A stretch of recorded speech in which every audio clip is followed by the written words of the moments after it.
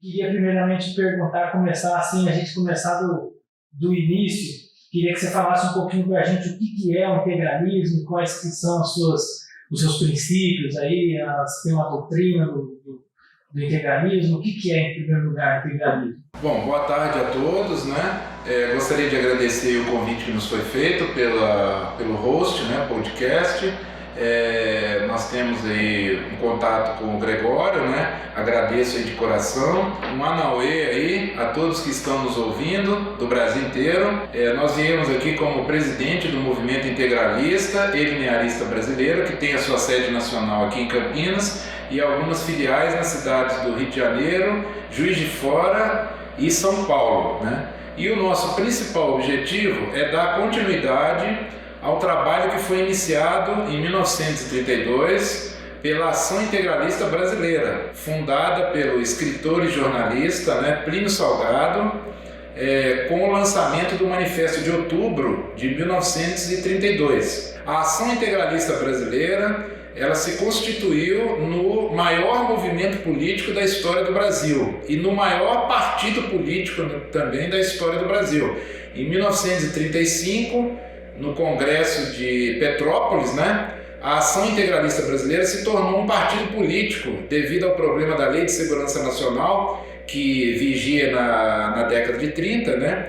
E no final de 1937, um pouquinho antes, porque a Ação Integralista Brasileira foi dissolvida, né, pelo Getúlio Vargas em 1937, ela já contava com 1.200.000 filiados. É isso que eu ia perguntar, 1.200.000 chegou a ter de filiados? De filiados na Ação Integralista Brasileira, e nós temos aí fontes seguras, né, que já criavam aí uma expectativa de ter mais de 600.000 pessoas ainda esperando para ser filiadas, né? Então, Gregório, você veja bem, na década de 30 o Brasil tinha em torno de 30 milhões de habitantes, né? A Ação Integralista Brasileira se constitui aí com esse número de filiados. Se nós fôssemos transportar isso agora para o século XXI, o maior partido político que nós temos hoje é o PMDB. Ele tem 2.100.000 filiados aproximadamente, com uma população de 212 milhões. Quer dizer, o PMDB, para se equiparar à Ação Integralista Brasileira, ele deveria ter hoje em torno de 8 milhões, 9 milhões de associados. Está muito longe ainda, né?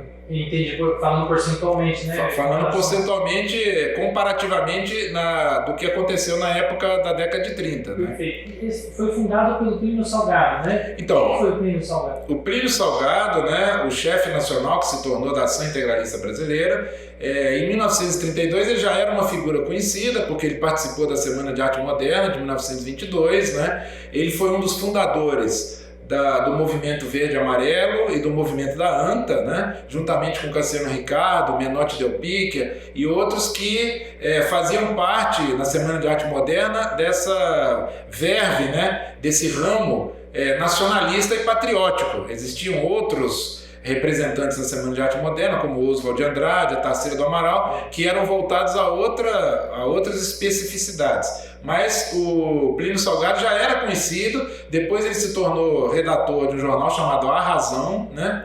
E ele fez uma visita à Itália em 1930, a países do Oriente, e conheceu Mussolini lá na Itália. E ele ficou muito impressionado com a questão do fascismo na Itália. Então, ele retornando ao Brasil e também muito impressionado com a questão da Revolução Constitucionalista de 1932, que aconteceu aqui em São Paulo, ele fez contato com várias autoridades e várias pessoas daquela época que pertenciam a outros movimentos, né, de caráter trabalhista, caráter operário e de caráter patriótico também. E ele acabou então criando a Sociedade de Estudos Políticos na metade de 1932, que acabou constituindo em 7 de outubro de 1932 o lançamento do Manifesto de Outubro, que criou a Ação Integralista Brasileira. Perfeito.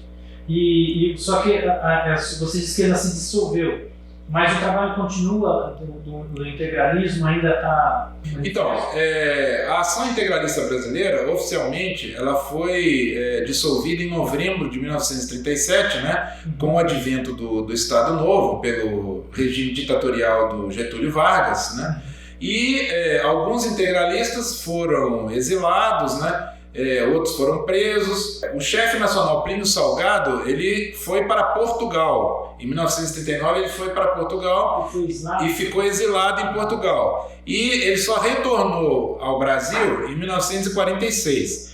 Nessa época, 1946, um outro integralista famoso aqui, o Raimundo Padilha, ele já tinha se constituído aqui no presidente do PRP, que era o Partido da Representação Popular. Esse Partido da Representação Popular foi a célula, né, que continuou dando continuidade ao trabalho integralista no Brasil.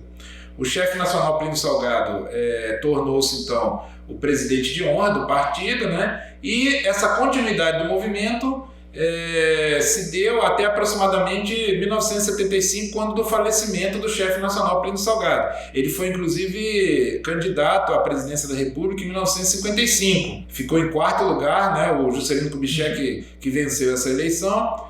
E ele teve cidades que ele foi mais votado que o Juscelino Kubitschek, como Curitiba, por exemplo. Entendeu? Ele foi mais votado que o Juscelino Kubitschek. E ele faleceu então em 1975. De 1975 até 2004, nós tivemos aí várias tentativas de se dar continuidade ao trabalho político do movimento integralista, né? Tentou-se, inclusive, criar o Partido da Ação Integralista, o PAI, né? Agora, em 2004, nós fizemos um congresso nacional na cidade de São Paulo, na sede da União Nacionalista Democrática, né? E esse congresso ele definiu vários grupos e várias formas de ação do integralismo. E nós também passamos a utilizar maciçamente a questão da internet, que era um canal de difusão e de divulgação muito grande. Então, nós nos encontramos hoje praticamente, segundo os historiadores, né, eles definem, na quarta geração do integralismo, que seria dividido nesses pontos aí temporais, e nós hoje estamos então nessa quarta geração. O movimento integralista e linearista brasileiro faz parte dessa conjuntura atual agora.